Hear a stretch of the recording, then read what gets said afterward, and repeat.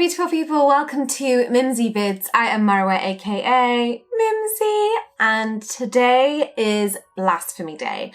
So I really wanted to dedicate a whole video talking about the issues of blasphemy, how abhorrent and revolting and ridiculous the situation is across the world with blasphemy laws. So in case you don't know, blasphemy is the act of insulting or showing contempt or lack of reverence of God. So basically people that insult, a religion or God or prophets or whatever, this is considered blasphemy, and there are laws in certain countries that forbid people from criticizing a religion or a god openly. Essentially freedom of speech and just speaking their mind and giving their opinion of what they think of a religion, they can be punished.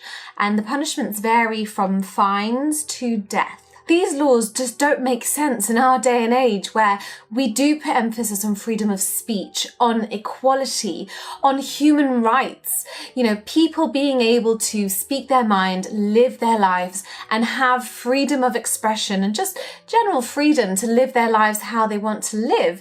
This is emphasized in the 21st century. This is what we stand for as a 21st century people. Well, it's what we should be standing for. And yet you still see this even in Western countries where you would think there are more kind of enlightenment values there.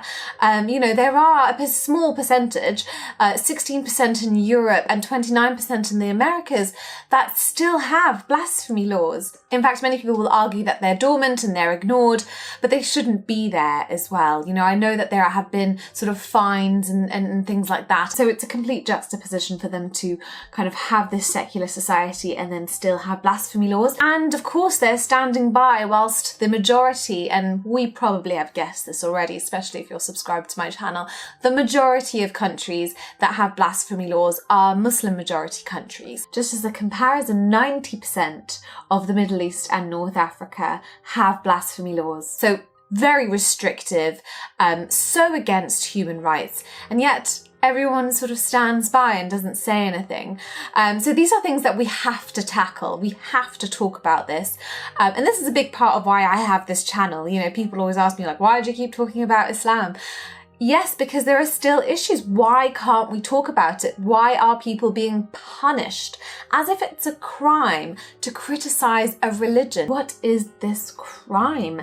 It's a victimless crime. Who am I hurting? I'm talking about an idea, an ideology, something that, yes, you believe in. And so the argument is, well, it offends people. It offends you. Therefore, I should be punished for your offense. But then where does that leave us? Where is the line drawn? Because I'm offended. I'm offended by the fact that there's so much homophobia in religion. I'm offended by the fact that there's inequality between men and women in many religions. That doesn't mean I intend to punish anyone that follows the religion or is a religious person. And the strange thing about this is this concept of blasphemy and, it being a crime if you speak out against God or against the religion comes from religion itself, which is really stupid to me actually, because, the religious leaders that kind of began this whole thing, Mohammad, Jesus, whatever, they actually were blasphemers according to their own understanding. They were going against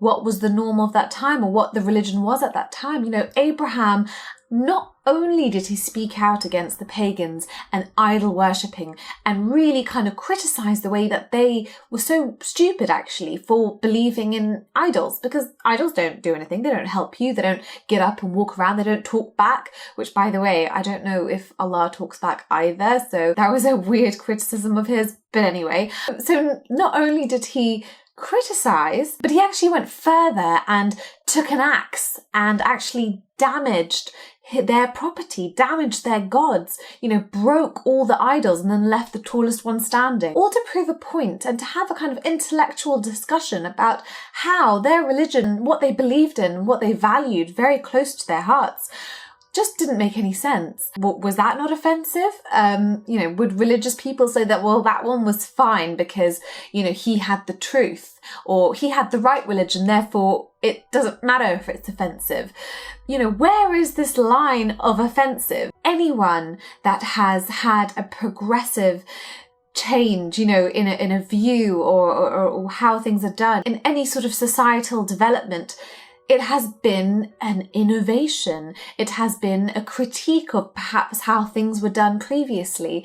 This is how, as people, we move forward. We look at what we've been doing, we criticize it, and we discuss it, and we debate, and we develop.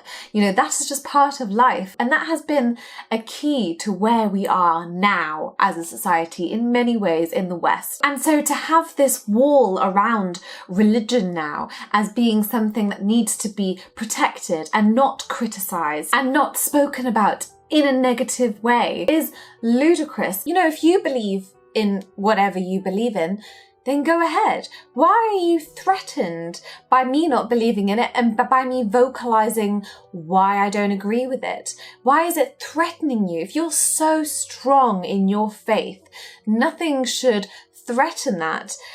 Why would you silence someone in that way, because they're speaking their own mind? You're free to speak your mind. Why am I not free to speak mine? Is it because religious people know that their religious doctrine can't stand up to rationality?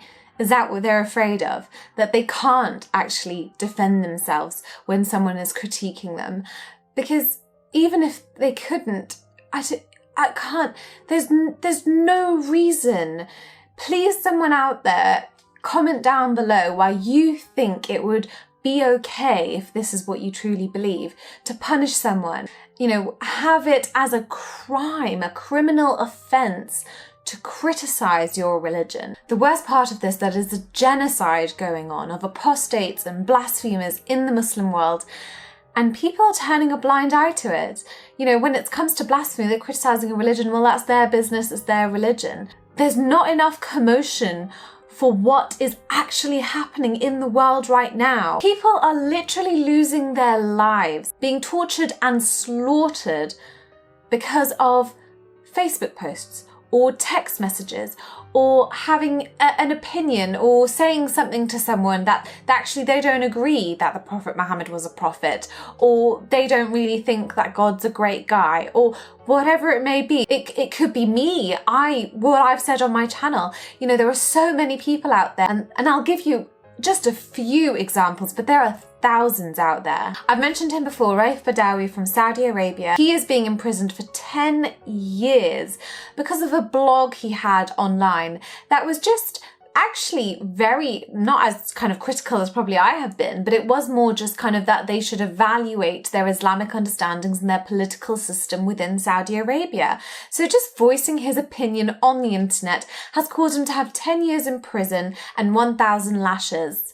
And 1,000 lashes. And SherifGaber, who is from Egypt, he had a YouTube channel and simply voiced his opinion, as I do and my husband does and my dad does, making videos on YouTube talking about his point of view on Islam and religion. And he has been sentenced to 3 years in prison for spreading immoral values, such as supporting LGBT. This really frustrates me because where is everyone? Why is nothing being done about this? Another one from Iran, Sohail Arabi. I was at a protest recently that was organised by Atheist Republic, Armin Navabi, and there just wasn't enough people protesting. We were outside the Iranian embassy. He had a Facebook post that had some blasphemy, and so he was sentenced to death by the Iranian government.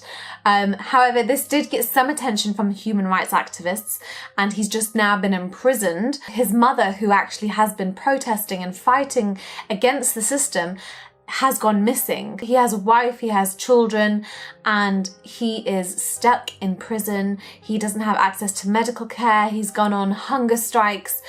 He is being tortured in prison. These Muslim majority countries, when you're in prison for something like blasphemy, there are no rules to what the prison guards can do to you. Another 2 that have been sentenced to death in Pakistan are Shafqat Emmanuel and Shagufta Kosar. Their crime is that they sent a text messages that was criticizing the Prophet Muhammad. I will have a list of just a few more to give you an idea of what we're dealing with. And this is just a fraction of what we're dealing with. And if you can take something away from this, whatever your background, religion, whatever you believe, this is a human rights crisis. Freedom of expression and free speech is what we should all be standing for. You know, I will stand by everyone to have their freedom of speech, and we have to be equal in this. It cannot be one way. And people want to bury their heads in the sand about this. You know, when it comes to religion, it becomes uncomfortable. They don't want to discuss it. It's too controversial and they don't want to offend. This has gone beyond offending. This is people are dying, people are being tortured, something has to be done. Anyway, I'll leave the video there for now before I get too emotional. Please leave a comment down below, like this video, do share this video, spread the message, however you want to get it out there, just spread the message of how disgusting these blasphemy laws are and how something needs to change. I'm sending you guys so much love, and I'll see you guys soon. Stay in touch.